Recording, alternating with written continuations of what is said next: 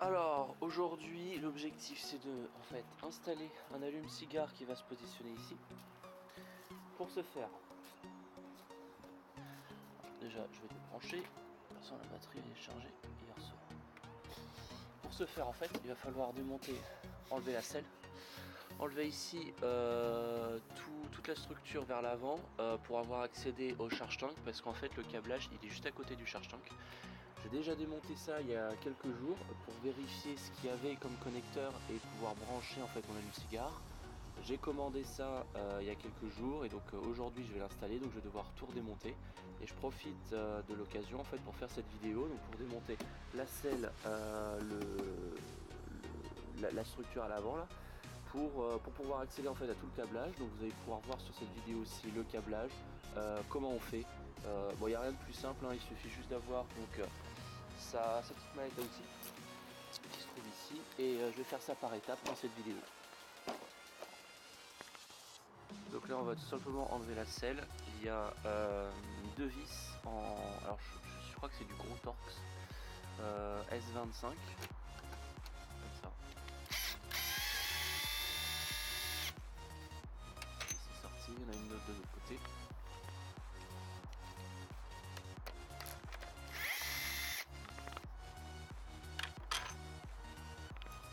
Voilà, donc la selle déjà enlevée. On va enlever donc l'avant au niveau du charge tank ou boîte à gants si vous avez.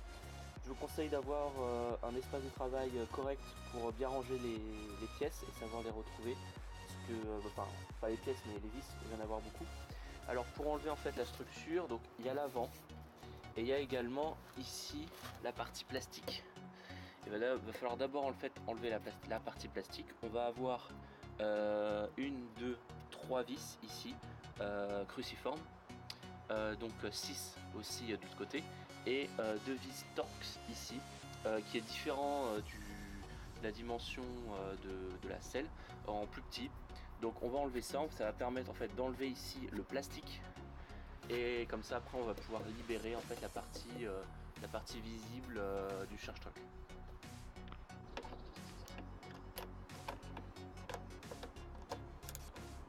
Bon voilà, c'est comme ça qu'il faut faire. Vu que j'ai qu'une main, bah voilà, c'est les 4 vis, hein, enfin les 6 vis. Voilà, les 6 premières vis sont enlevées. Et donc les deux qui se trouvent ici. Et ici. Donc voilà, les deux vis ont été enlevées. Faites attention, il y a des rondelles au niveau des vis, donc attention à bien les garder. Donc maintenant que le cache, il n'y a plus les vis, vous voyez, il s'enlève tout simplement. Alors il est un petit peu encastré en fait dans la structure, et donc il faut arriver à le détacher. Voilà. Je l'ai déjà enlevé une fois, moi il y a quelques jours, c'est plutôt facile. La première fois elle est beaucoup plus dure, donc voilà.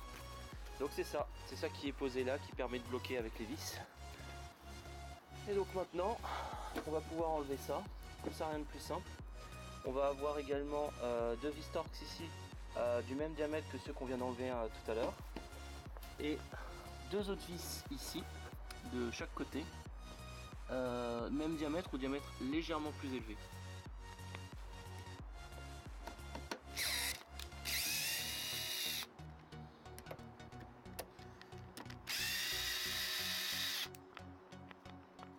Donc finalement les quatre c'était bien du même diamètre, hein.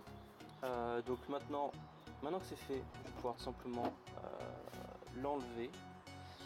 Alors toujours travailler avec une main c'est encore chiant. Ah oui, alors en fait ce qui va un peu bloquer, vous voyez, c'est ici. Donc en fait il faut d'abord soulever par là. Voilà. Bon, je vais poser la caméra. Attends. Voilà.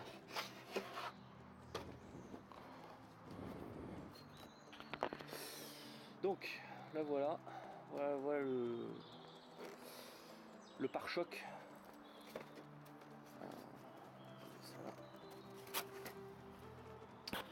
Donc on se retrouve ici avec la structure démontée.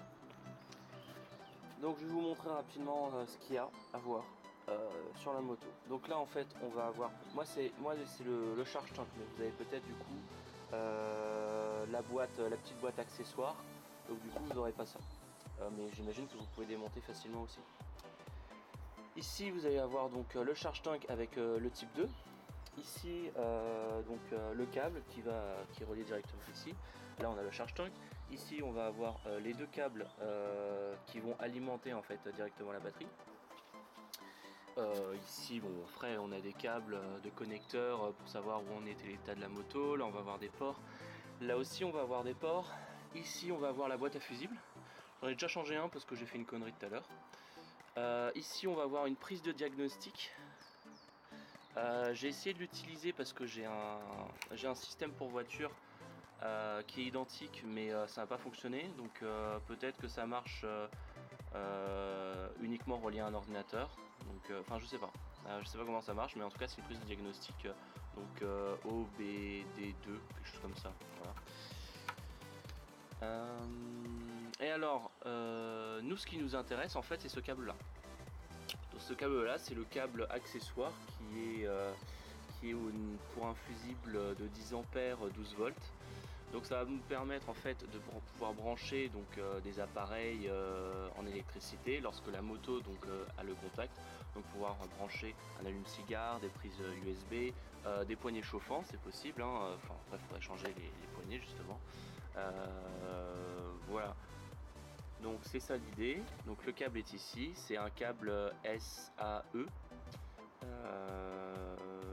Voilà, je vais montrer en fait le détail de comment j'ai soudé les câbles juste après.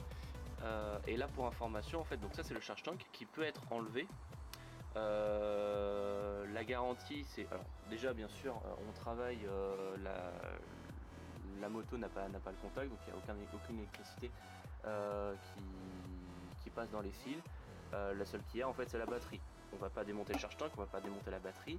Si par contre vous voulez accéder au deuxième connecteur, donc c'est pas un connecteur SAE mais un autre connecteur justement que 0 vent pour installer son propre allume-cigare, il va se trouver en fait en dessous du charge tank, là derrière.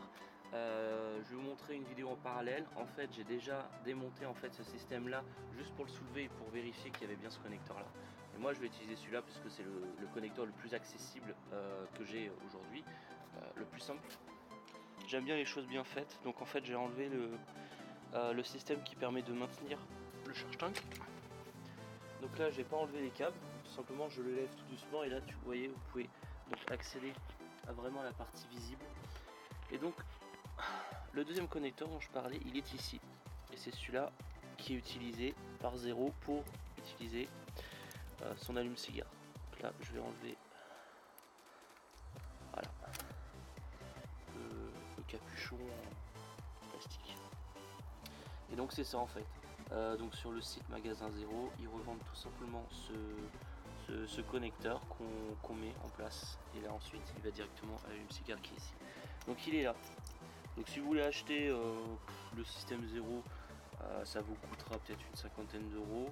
Sur Amazon on trouve facilement des allumes-cigares simples ou directement prise USB pour 10-15 euros. Donc tout de suite la vidéo de comment j'ai soudé en fait le système. Donc je vais préparer l'allume-cigare que j'ai donc récupéré. Alors, je mets la lumière, peut-être un peu mieux. Voilà, donc c'est ça que je vais mettre en place. Deux ports USB de 5 volts et 2,1 ampères qui se trouvent comme ça. Donc pour le préparer, donc j'ai reçu également, toujours je suis en train de travailler avec deux mains, donc ces deux câbles qu'on relie donc avec l'allume-cigare qui s'était inclus dedans. Voilà, dénudé de base. Et j'ai également acheté un fil, donc voilà le SAE ou SAS, je sais plus comment ça s'appelle, le truc américain, avec aussi les deux bornes dénudées, donc voilà, sponsorisé par la tisanière. J'ai mon fer à souder, j'ai déjà enlevé en fait ces petits machins là, en fait c'est tout simplement pour relier à la batterie, mais nous c'est pas une batterie donc je les ai déjà coupés. Donc voilà, je les ai déjà dénudés, j'ai plus qu'à utiliser mon fer à souder avec du fil d'étain et ce sera fait. Je vais faire en accéléré.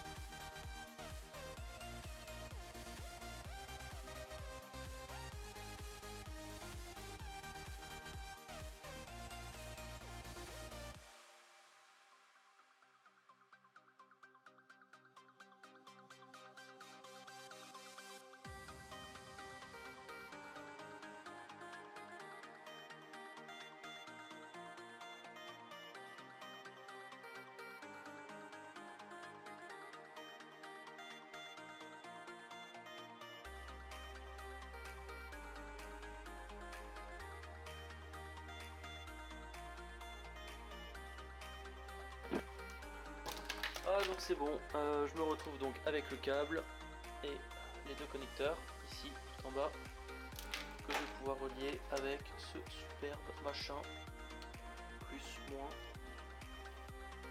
comme ça, on branche et c'est bon, comme c'est joli. Voilà, alors le système que j'ai soudé tout à l'heure, enfin c'était hier. Donc là on va voir tout de suite si ça fonctionne ou pas, avant de pouvoir l'installer et tout remonter.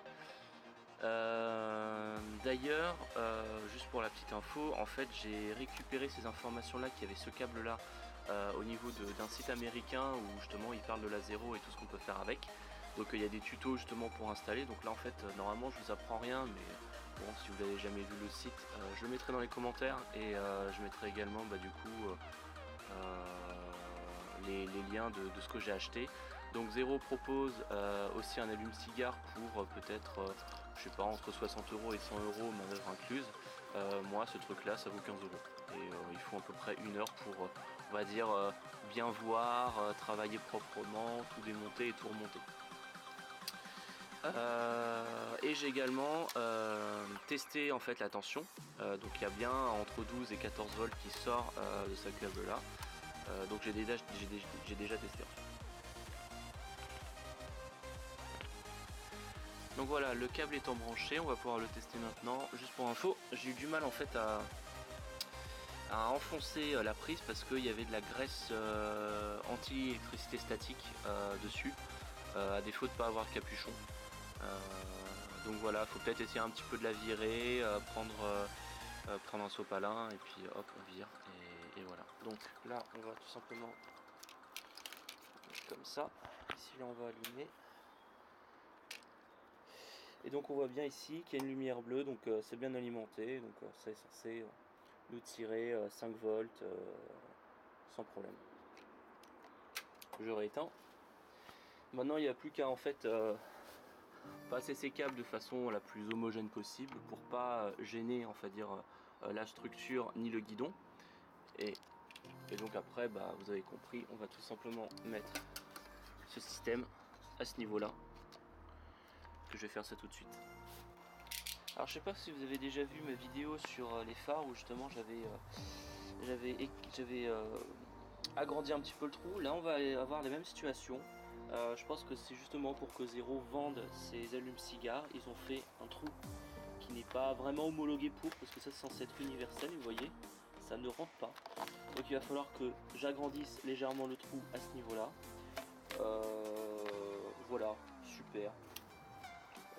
Voilà, c'est Zero quoi. Voilà, donc le port est installé, donc j'ai agrandi le trou à l'aide de mon cutter parce que je n'ai pas de lime. Mais j'ai quand même complémenté avec une lime à l'ongle si vous voulez tout savoir.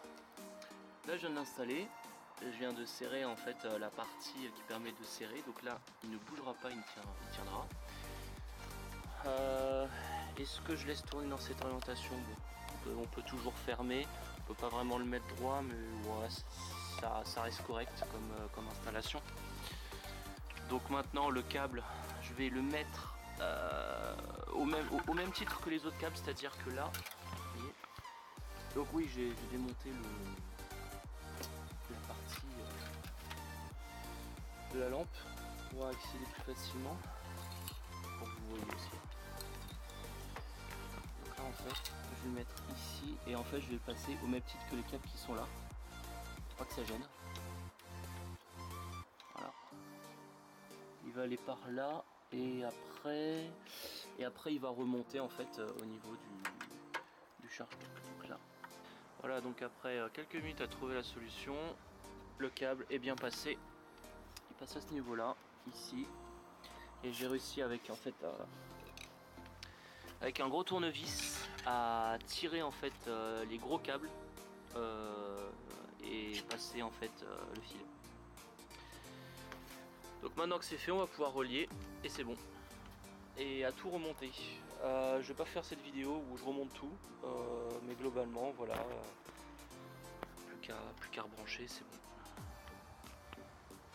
Alors juste avant de terminer, vous allez voir quand vous allez tourner le guidon, le fil en fait il va un peu se tendre et se détendre. Donc justement pour qu'il reste fixe, on va utiliser du scotch spécial pour, comme je disais, pour soudre, pour fil électrique, qui soit étanche et en fait tout simplement pour maintenir ici, je vais le mettre par exemple ici là, vous voyez, pour le maintenir vraiment aux autres câbles, pour pas gêner en fait la direction. Si jamais un jour je n'utilise pas la moto, qui se détend et que lorsque je la réutilise, je braque à fond, là en fait ça pourrait s'enlever, ça pourrait s'abîmer, donc je préfère mieux les attacher correctement. Donc je vais faire un point ici, enfin vu que là c'est le câble de frein, je vais plutôt le mettre ici avec les gros câbles ici. Et je vais également mettre un autre point d'attache, probablement ici en fait, ici avec les autres câbles. Je vais enrouler le tout, comme ça va rester droit. Et puis je vais en mettre également un ici, pour pas que ça gêne en fait le charge tank, puisque on rappelle que le charge tank c'est un chargeur de 6 kW qui peut chauffer. Donc le mieux c'est qu'il soit pas en contact directement avec le fil. Donc là il y a du câble, mais c'est bon, peut-être du câble un peu particulier qui ne chauffe pas. Moi en tout cas je préfère mieux, voilà, l'attacher à ce niveau là, comme ça bouge pas.